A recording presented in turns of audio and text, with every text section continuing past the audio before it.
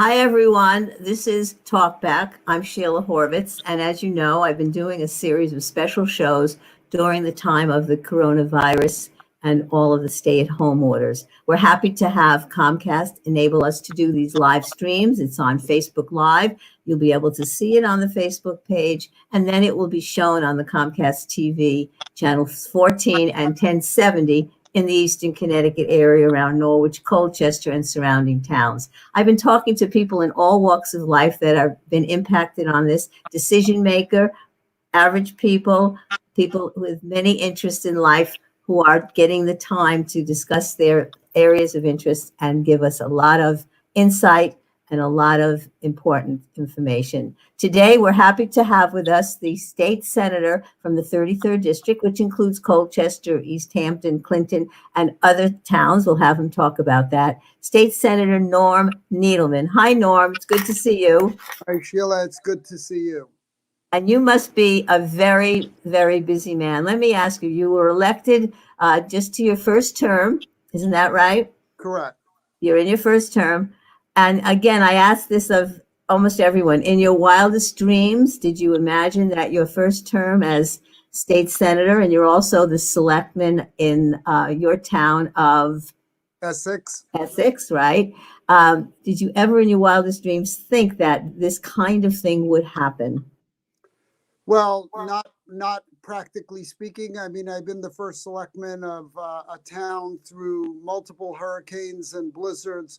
And although we've done tabletop exercises of health crises, this one is so much worse and so much more expansive than anything we could have imagined. And honestly, the unique aspects of this particular virus make it way more difficult to manage. So no, the long answer is I can go on for 20 minutes. The short answer is no. Well, we want to get, yeah. Yeah. So you know, the rest of us read the papers, we watch TV, we look at these updates, and I have to say, we see such a myriad of different points of view. As an American citizen, I never get a feeling that we have a concerted, united national effort on this. I see our governor doing a great job, other governors doing a great job, but we are a United States of America. I want to know what your thought is about the fact that it seems to be so scattered and so individualized by states that it sometimes doesn't make sense.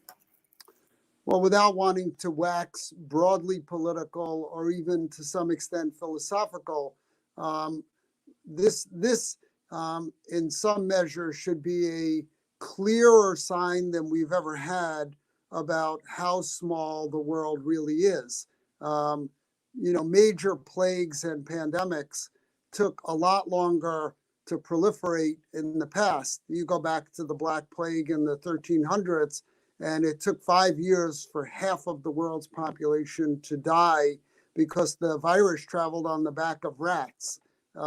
Today, a virus gets on an airplane and travels first class anywhere in the world within 12 hours. So what we're seeing uniquely is a virus that has extremely long incubation period and a very, very large number of asymptomatic carriers.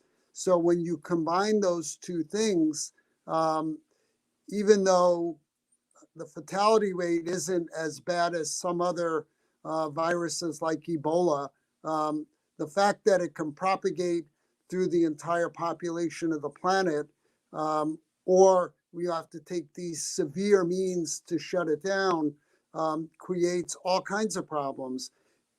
Leaders, go back to what you said, I think Governor Lamont has done a very, very good job trying to balance the loss of life and people's health and welfare and managing a healthcare system that we cannot afford to collapse against crushing the economy, which will be very hard to come back from. This is not going to be a V. There's 20% of the economy that's likely to struggle, everything to do with tourism, entertainment, places where people congregate. we're going to see radical shifts. Restaurants, all kinds of areas that are going to be very, very hard to normalize back to the level of economic activity we had. So society can't function without adequate commerce. Society can't function without, running constant, massive deficits. And so we're finding a balancing act. I absolutely agree that not only do we need strong national leadership in times of this kind of a crisis, but we also need wide-scale global cooperation. This is the time when countries, whether you like them or not, whether we're competing, whether we have different ideologies, this is the time when we absolutely need to be sharing data, sharing information, being honest. And many countries have suffered from not being totally honest. And within our own country, there have been efforts to sort of sanitize and in the name of let's be positive, not tell people the truth about what's going on here. We don't want to create two classes of citizens. We don't want to say, all right, the likelihood of people dying from this for people under 60 is very low. Everyone who's over 60, take care of yourselves, protect yourself, or stay in your house for the next 2 years until we get a vaccine or until we actually have a treatment or until we get herd immunity organically. We can't live like that. That's not the country we are. So I'm afraid that within different states, different approaches are going to lead to very different outcomes, and there could be a significantly higher loss of life or a significant impact on people's ability to live their lives. So I think that leadership would be better if it came nationally and internationally, but we're not getting that. So given that, I think we're dealing with it in Connecticut as best as we can. Governor Lamont has been working with governors of the states in New England and the Northeast to try to come up with general policies that work for us. I think we need to recognize that densely populated areas where there's a concentration of poor people needs to actually be managed differently than rural areas like much of my district. So, I'm a strong believer as a first selectman in some level of home rule. And I think that we're going to have to see some level of judgment on the part of first selectmen and mayors and town managers. And I do want to make a quick plug. The first select woman of Colchester, again, how lucky is it that we have somebody who is a former retired nurse who has excellent skills in public health and managing health care in general. And we're very, very lucky that Mary is the first select woman in Colchester right now. And I think she's done an excellent job of communicating and helping the residents of Colchester.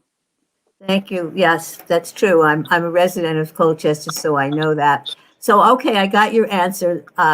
We can, as you say, there's a lot of philosophical and practical reasons to discuss in great depth who has to present the leadership in the world on this. But we are where we are today, and we have to move forward. And talking about Eastern Connecticut, while we know and you explain that the more densely populated areas are having greater outbreaks and greater incidence of disease and death, Eastern Connecticut, I understand from our first selectman and others, is not actually going to reach its peak until perhaps mid-June. So again, how do we factor all of that into our considerations? I know that the governor is talking about May 20th as a date when he will make a determination as to whether to move forward on the various stages of opening up the economy. What is your thinking on that, Norm, in terms of the May 20th date and what I said about thoughts that we're not done in Eastern Connecticut with even reaching the peak here? Well, again, I've been following the data because it is very much data driven. And I agree that we are not at peak outbreak right now. However, I also believe that because the wave that came out of New York through Fairfield County and up to the, moved east slowly, I believe that because we did the right thing early and we did social distancing and we managed to get people's behaviors adjusted for the most part to do everything we could to minimize the spread of this, wearing masks, staying 6 feet apart, shutting things down, managing groups of people. I think that we have not reached the peak, but I'm hoping and praying and doing everything else I can to believe, to just think that our peak is not going to be the peak that it was in some other areas who got hit harder before we enacted the measures we enacted 5 or 6 weeks ago. In Essex and through the region, through Middlesex County and New London County, we're seeing slow increases, but we're not seeing a gigantically steep curve up. I think that one of the things that we have to be very mindful of is that the hospitals and healthcare system in Eastern Connecticut is not at capacity, thankfully, and everybody that needs care will be able to get it as long as we continue to follow basic guidelines. There are certainly, managing this at the state level, which is why I keep going back to saying that we probably need to allow for some more local control under broad state guidelines. But I believe that our first selectmen and town managers and mayors are more uniquely equipped to understand their communities and work within their communities to make sure that, one, rules are followed, and two, that judgment and discretion are exercised to make sure that we don't allow for a large outbreak. So I'm hopeful that we can do that. I know every first selectman, first select woman, town manager in my district, and I know how hard they're working and how thoughtful they are. Each business, each type of business is nuanced, and I think we have smart people leading the towns, and they're doing a good job. And I think the governor's overall guidance has been pretty good. Other states. So, yeah. So I'm hoping that the wave is not a tidal wave, but is a slight increase from where we are, and then we begin to decline. But I certainly agree that we have not reached peak outbreak yet. Okay. So that brings up some other issues because we're talking about the issue of opening up, and we're listening to Dr. Fauci from the federal government, who is telling us very clearly, I'm warning you, if states open up too quickly, we're going to have devastation and more deaths. And I'm also warning you that there may very well be another outbreak in the fall that may coincide with the flu season. And so we're now only into May, and we've got these plans to potentially open up, and we have these criteria for opening up. I've noticed that in one area of Georgia, they opened something up, a supermarket, and only 8% of the people that normally show up showed up. 92% of the people didn't want to go. I noticed that in Mississippi, the governor who had shut down the state order, opened it up, and a few days later, he said, you know what? We see an increase in hospitalizations and cases and deaths. I'm closing down again. This kind of start and stop thing makes, I think, the public worried. And opening up may not be the trick for many businesses that will not be able to be at full capacity. So speak to that issue. Sure. Well, I think that this is going to be fits and starts. I think that there will be things that we're going to dip our toe in the water, and I think that we're going to see that some of this may be a little too much to fast. I think in other cases, people wonder why certain other things can't be open where people can manage. I sent out an op-ed to the Hartford Courant. Uh, I don't know if or most of the audience knows, besides being a first selectman and a state senator, I own a manufacturing company that under any circumstances would be considered a critical manufacturing operation because we make over-the-counter drugs, devices, and supplements. We make a bunch of cold medicines and a bunch of supplements that help with immunity. So I have 250 people working for me. We have continued to work. We have made adjustments for people to be in sometimes and not in other times. We have spread people out in the factories. We have followed strict social distancing guidelines, and we've been operating through this. And thank God so far we've had minimal impact, although it's taken a lot of concessions. We've had to pay people more to encourage them to work. We've had to do things that I wish I could do all the time, but that we're doing now to mitigate some of the fear. I think this is where leadership, where the rubber meets the road. And I believe that my op-ed said that similar to my business, where the FDA issues broad guidelines for how I'm supposed to operate, we then write our own guidelines to make sure we make safe and effective products that we put out in the marketplace. I think similar things have to happen here. I think that the state needs to put out broad guidelines. You cannot manage, hundreds of thousands of businesses and 1.5 million employees from a helicopter, or for that matter, 250 million employees from a helicopter. Businesses and local governments need to have some control and say over this. Businesses that are operating need to be managing their own operation. They need to demonstrate how they keep their workers and their customers safe, and how they make sure that the products that they put into the marketplace are safe. So I think that it will be fits and starts. I hope that we do it slow enough that we could begin to get some businesses back up.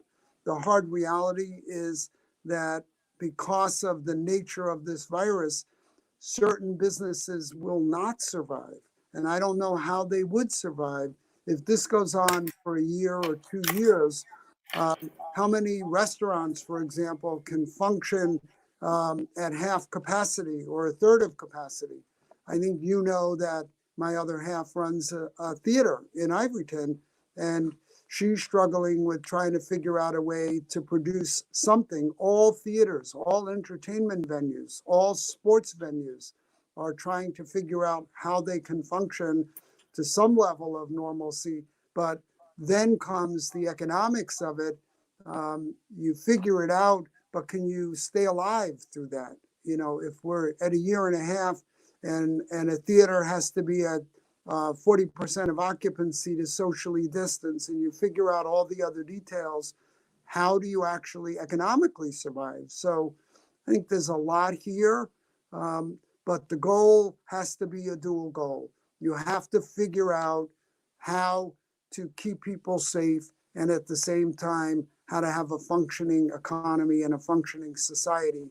And as I've always believed about local government, the closer to the source that you can manage these things, the better you'll be. And that was the point of my op-ed. We need to allow for some local control. We need to allow businesses to be responsible. People have to be responsible. Local governments have to be responsible, and the state and federal government have to set the tone. So I'm hoping that we can do all of those things. We will not do it perfectly. And the problem is compounded up to now by a lack of adequate testing, by a lack of adequate safety equipment. And I'm hoping we're going to cross over that, build an inventory so that when those things happen and we've developed new ways of behaving and operating, those that can operate will operate through a second wave if it does come. And I'm in the camp of believing it will, but I believe if we stay responsible in Connecticut, in our towns, that we will mitigate that as much as possible. Okay, so a couple of points to ask you further on this. I just want to make a comment as a Broadway lover, as a show lover, the Iverton Playhouse, the Good Speed, everything all around, the Hartford stage, everything. Long Wharf Theater. I saw that Broadway's closing till September. At least that's the thinking right now, which is just devastating for everyone in the community who loves theater, who loves live theater. So, and I wanted to go further. You're talking about these small businesses. There are efforts to help them get loans and grants, whether it be on the state level or the federal level. Do you think those programs are getting to the small businesses fast enough so that I know you said some of them are just never going to be able to recover? I understand that. But those that may have a shot at it, will they get help fast enough? Are they getting it? And as a state senator, are you helping people to fill out their applications for all of the benefits that they may be eligible under the federal and state laws? So I think at the very base level, my team, my legislative aide, Brooke, and the other people that work for the Senate, including the senators, are working with the Department of Labor and working with the residents and constituents throughout our district to make sure that they get the benefits that they can in as timely a way as possible. Everybody, it's not news to anybody that the State Department of Labor website, which was programmed in a language that has not been used for 25 or 30 years, crashed. They had such an overwhelming number of people applying that they didn't, whether the website worked or not, they did not have enough people to review the cases. So they're coming up to speed. I believe that they're at 90% of people who've applied are now approved or in the system somehow. It's a bit cumbersome. Last week, after some delays, they were able to get the independent contractors online. And I believe that the week before that, they were able to begin to disperse the extra $600 a week that the federal government has provided. I believe that the PPP program and some of the other programs need tweaking. My caucus, and I believe the entire legislature, is working with our federal delegation to make sure that some of the basic ground rules for the PPP loans were amended to make sure. What's the PPP? Explain what the PPP loan is. That is the big SBA program that. Okay. Small Business Administration. You have to, yeah. I forget, payroll protection program. Okay. And what it was supposed to provide businesses with 8 weeks worth of payroll. You had an obligation to keep those people employed for 8 weeks. And there's some squishy areas in that, because certain businesses, for example, a theater doesn't know when they're going to open. So they got the 8 weeks worth of money and they have to use it by June 30th. Those people are already on unemployment. So now you have to go to them, take them off unemployment. You may or may not be producing again at any time soon. So then they have to go back on unemployment.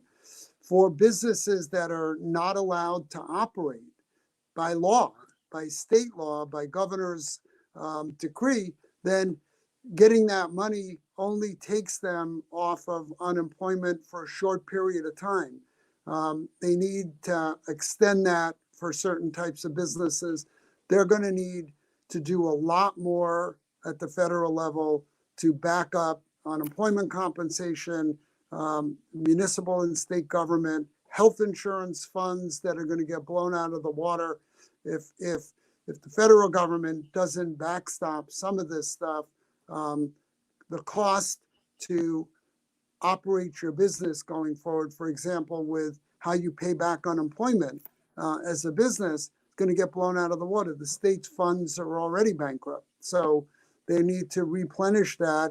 And normally, in a normal time, they would do that by raising how much each business pays for the next 5 years and pay back a loan that they would take from the federal government. This is too much, too fast. And the cost for businesses to operate once this is all over, they have to pay that back, or the increased cost for health insurance for people, all the people who've gotten sick, it's going to be astronomical. So the feds still have work to do. They need to tweak and amend some of the programs that are out there. And we've been advocating strongly that they do that. Yeah, I saw a press release that you were on where the state senators from Connecticut were asking the legislators, the federal congressmen and senators, to please make sure that in the next round of help bills, there is help for state and municipalities. I know that the governors were crying for that before, and hopefully that will be in another bill that they're working on. But I want to get back to this opening up, because part of the criteria is that there be adequate testing and this contact tracing.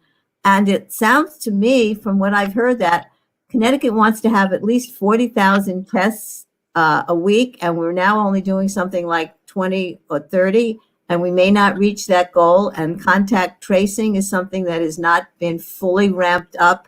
How are we going to be able to meet those goals? And explain, why is it so important that if we have a regime of testing that which we haven't had properly in this country, the testing will help us to meet the challenge by being able to identify and take it from there. Why haven't we gotten to that point yet? What's been going on?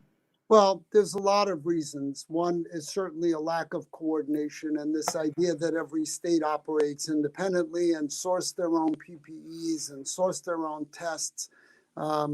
That's a problem, in my opinion. I think testing is being ramped up, but remember, there's two kinds of testing. One is antibody testing, and that will tell you if you've had the virus. And then the other is testing to see if you actively have the virus. So I think that we need to do both. We need more than we're doing. I think we're getting there. I think the governor's committed to getting there. And I'm hoping that by opening date, the first, again, I think Governor Cuomo said this best. Opening is like a valve. The valve is closed right now. And I think you're going to crack the valve open and let a little bit seep through, and you're going to be watching the data, and the data is number of cases, number of hospitalizations, and if that hits if it begins to look like the data is creeping up significantly, you're going to have to shut it back down. If the data is looking okay and manageable, and I want to be clear, that does not mean that there will not be new cases. There will be new cases, but it's how many and whether people can get the best health care that is out there for this. But if the valve opens a little and it's manageable, they'll open it a little more. If it's manageable, they'll open it a little bit more until we get back to what the new normal is going to be. Contact tracing and testing are critical components to that. Testing for obvious reasons. One is we need to know who had it. Because one, if they have antibodies, even though we're not 100% sure that they're immune, generally speaking, people who have this virus after they get it the first time are immune to the virus for a period of time. Again, a lack of federal coordination and a lack of data collection to date doesn't actually give us a sense of whether or not that's really true, as it is in most other cases with other viruses. The contact tracing is critical because if you do show up with it, you want to know who else you were in contact with, so you can then expand your window to tell those other people to stay in, isolate for 14 days, maybe get tested right away to know if you've contracted the virus. We've been doing contact tracing in Essex, and I know in the whole district for a while. We've been very, very lucky that we haven't had tens of thousands of cases here. This is mostly done by local health directors. They are looking to recruit people now, typically retired nurses, school nurses, et cetera, people who've been in the healthcare world so that they can help with contact tracing. But the more you know, the more data you have, the better able you are to manage this as you try to get the economy back to whatever the new normal is going to be. And again, we've been very fortunate in Eastern Connecticut. The caseload has been low. We've been doing okay with it. But it's interesting, you know, when my health director in Essex calls somebody that tests positive, where were you? Who have you seen? It's very hard for people to remember. So that's where this digital tracing begins to come in. And a lot of people have concerns about privacy issues, but we're going to need to do something. And one of the things, we have a couple in Essex that are Yale professors and very, very bright people. And the guy wrote an op-ed in the New York Times last week and said that ever since the beginning of the outbreak, he has been keeping a daily journal of where he's been, who he's, you know, what store he went to, what he did, you know, a basic hour by hour calendar. At least it's not the kind of data that you would get if it was on your cell phone and every other cell phone that you came in contact with would register, because we're not there yet. But it's enough data to begin to piece together what you've done in the last, 14 days. Okay. The other thing, by the way, that's really important is how the app that you can now put on your phone, the How We Feel app. The state's been promoting it. We have 2,500 people in Essex that have signed on to it. It basically triggers you every day and says, how are you doing? Do you have any symptoms? Where have you been? Did you go out? Were you wearing a mask? It's 5 or 6 basic questions. And it says, it will show you how many people are not feeling well. At my age, I'm never feeling that well, so I have to only make COVID related. I can't say that my knee hurts. But anyway, we should all be using that. So Okay, good points. Some other points that we want to talk about. Up until now in Connecticut, up until recently, you needed to have a doctor's prescription in order to take a test. And now it's going to be more widely available. I think there are a lot of people who are at home who I think the big figuring out is, when do I actually go to the doctor? When do I call? How do I know when my symptoms are of such a need that I need to call and maybe get a test? Now people will be able to get a test on their own without having a doctor prescribe that first. Is that right? correct. And I think that that's critical. I have friends in New York now who can walk in to a lot of, local outpatient centers and just request the test. It's your insurance. You don't have to pay any copays on it. And everybody's entitled to that. And the more people that get tests, especially for the antibody piece, but both sides are important because, again, the asymptomatic carriers, the people who have no symptoms, who may be walking around with it, unknowingly are very contagious, and they're spreading it around thinking, oh, I don't have it, I'm fine. So I think that it's not going to be a one-time thing. The antibody test may be a one-time thing for people. If you had it, you got it. And as they get data, they'll give more insight into whether you're likely to not get it again. But I think the regular testing of people who are out in the world is going to become a part of our regular lives. And I think it's going to be an inconvenience, but I think we need to do it. Okay. We also want to make the point that there are some people in Connecticut, many, who don't have insurance, don't have access to proper preventive care, proper annual checkups. We want to make sure that they know that through state Medicaid, their expenses for testing and their care, should they get the virus, will be taken care of. Isn't that so? That is absolutely so. So, And that's very, go ahead. If you have private insurance, not every aspect of your care would be covered, without having any copays. It's going to fall to your regular insurance. But the testing piece of it is copay free. Okay. So now the other thing is people who are not working, who have serious shortfalls in their monthly budgets, what kind of help is there for them in Connecticut in terms of food banks or other assistance for rent, for food, and so on? Can you explain that? And is there a website or a telephone number people can call if they have special needs along those lines? So I think I would suggest that you start at the local level and then work your way up. But yes, I'm trying to remember the exact website. It might be ct.gov/COVID, but I can get that to you after. There's unemployment. There's the extra $600. There's some, issues around if the business you work for opens back up, are you going to be obligated to go back? I think the federal government would like to stop paying the unemployment and the $600. There is an issue with some people are doing a little bit better on unemployment with the 600 than they were before. I don't think that's as catastrophic as some people think, although if you can go back to work safely, people should go back to work. If you have underlying health conditions or you don't feel like you could do it, then I think there needs to be some leeway. But there's unemployment, there's the extra $600. There's a moratorium on paying rent. There's either in town by town a tax deferment or a very, very low interest rate option on property taxes through September 30th.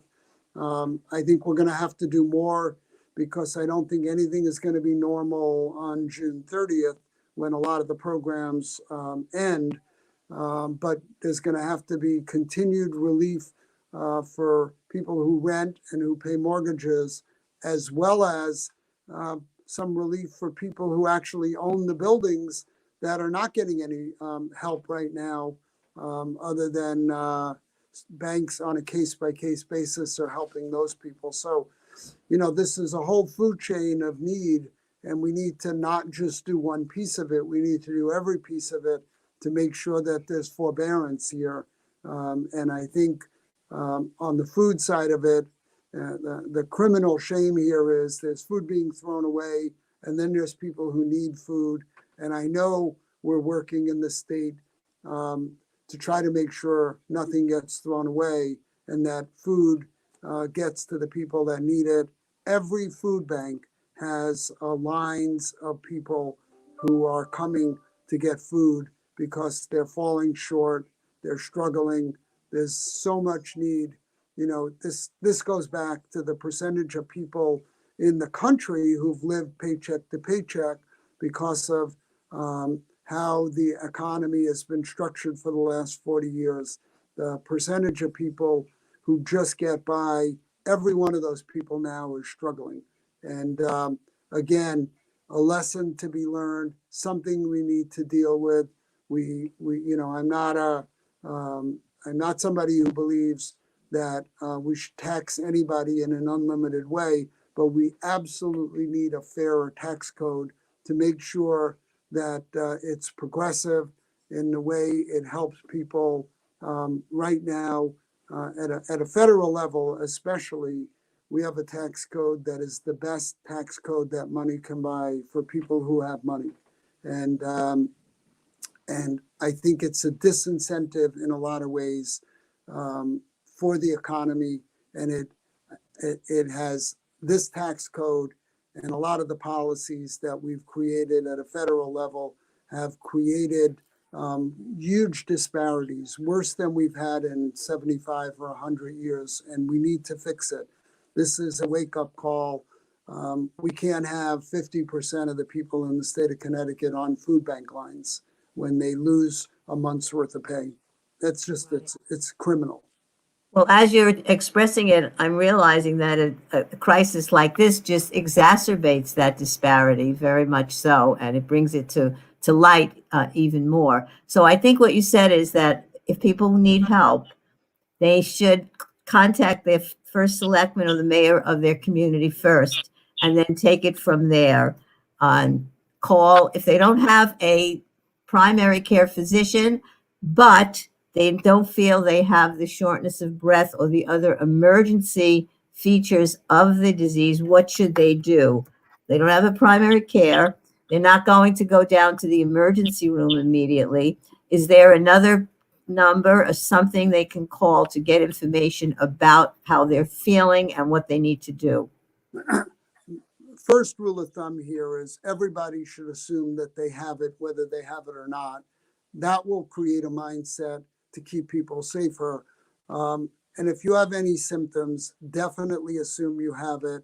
I think 211 is a place to start, but I think you're going to see a lot of people ending up in outpatient places. I think that you should get a test. You should know where the local testing sites are. My legislative aide, Brooke, can get you that information, although it's evolving on a daily basis. We need to know where we can go, get tested, know if we have it, and stay away. If you have any symptoms, stay away from everyone else, even in your household, to the extent that you can. And if one person in your house has it, assume everyone in your house has it. We've had a bunch of non-reported cases in Essex where a whole household has had it, and there might be one reported case and not all of them. We've had one death, unfortunately, in town, but everyone else seems to be recovering nicely. And again, the vast majority of people will recover. Just don't pass it along. And if you can afford it and you can get one, I would say that getting an oximeter to check your blood oxygen if you're not feeling good, or getting to a clinic where they check it, the sooner you intervene as your blood oxygen drops, the sooner, the less intensive the care you'll need. That data is beginning to come out. One other thing, watch your kids carefully. There's more and more being shown about this small percentage of children that are developing these very odd symptoms. In some cases, they can become fatal if there's no intervention. Watch your kids. They may have had very mild symptoms 5 weeks ago, or no symptoms, and now suddenly they develop a weird rash or something is going on with their toes. You have to watch out. Go on the CDC website, go on the State of Connecticut Department of Health website, and actually look at that if you have children, and watch for that. I believe in almost every one of those cases, intervention will make a difference. So watch your children. And if you have any symptoms, get tested, and don't hesitate to go to a doctor, a clinic, a walk-in, wherever you have to go, because the time frame between having a bad cough and needing to be intubated could be as little as 12 hours. So don't assume that you're okay. Assume that you're not okay. And from a transmission point of view, we should all assume we're not okay. From the point of view of if you have any symptoms, isolate, only go to the doctor. When you're out, wear a mask.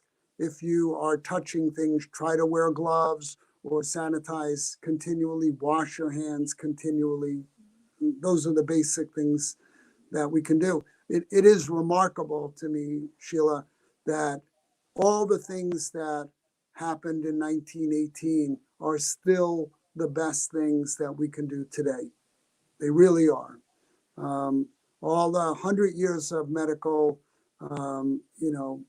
growth and improvements in healthcare, it's still wash your hands, stay apart, cover your face, don't spread the virus.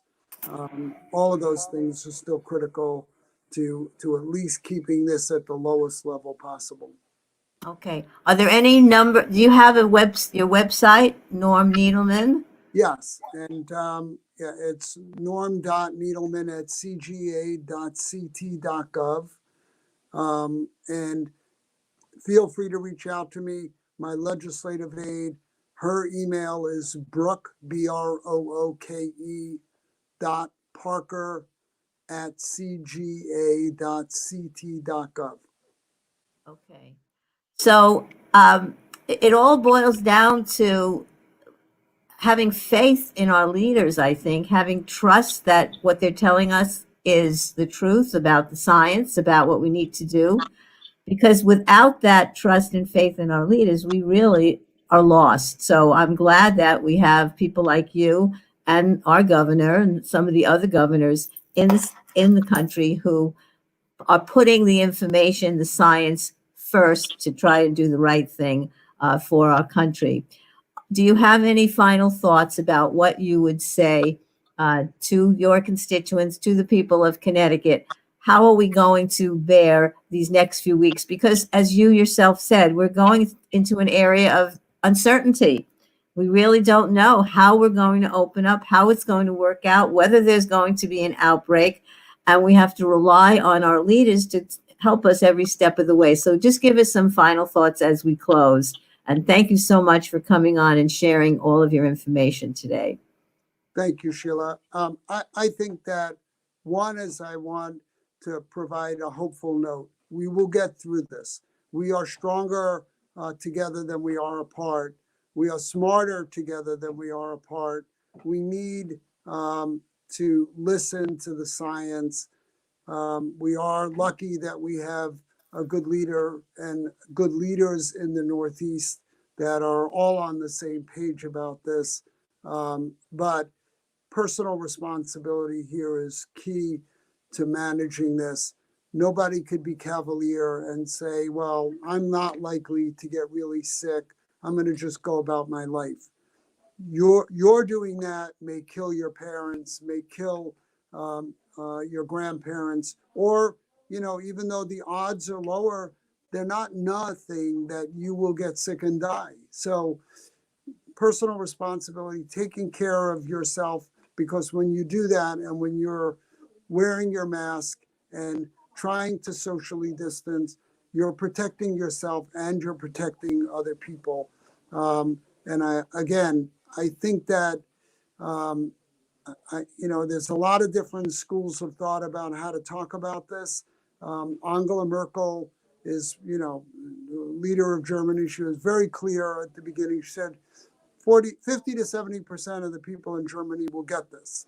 How we manage that is going to be up to how we all deal with it. And I think that depending on timeframes for a vaccine, which, knowing the industry the way I do, is going to be not as quick as people would like. We need to make sure that they're safe. And I think that we're going to just be in this not for weeks, but for months and probably a year. And there will be declines and increases, and how we manage ourselves will determine the outcomes in terms of people's health. One more shout out, the healthcare workers who put themselves on the front line every minute of every day, working 14 to 16-hour shifts, keeping people safe, putting their own lives at risk without proper personal protective equipment up until now, and probably still not as much as they should have for the foreseeable future, is a critical thing. They're people that we should be thanking all the time. And another shout out for first responders, state and local employees who are also working every day to continue to run a state and local government that provides services to people. We would all have liked the unemployment system to have operated better, but once it did crash, the Department of Labor people worked their rear ends off. They were taking calls and hearing cases continually, and people on the other side were hungry and afraid and needed their benefits, but they kept plowing through it. So I much as I tremendous amount of respect for the hospital workers and the healthcare workers, there's a lot of other people that are out there working an enormous amount of time to try to normalize this and help people as much as they can. And I know in my town, the people in town hall, we locked the door, but we've conducted business. People come by invitation, by appointment, and we're continuing to operate as a municipality, and all the municipalities in the 33rd are doing the same thing. So have faith, have hope, be smart, be sensible, care about the people around you, and we will get through this. Okay. Well, thank you so much, Norm. It's been great having you. I'm glad you ended on an optimistic note. We all have hope in our hearts, and we hope that our leaders will lead us in the most compassionate, forthright, and truthful way. And until next time, this is Talk Back. We'll see you with our next important guest during this time. Bye. Thanks again, Norm. Thank you, Sheila. Bye-bye.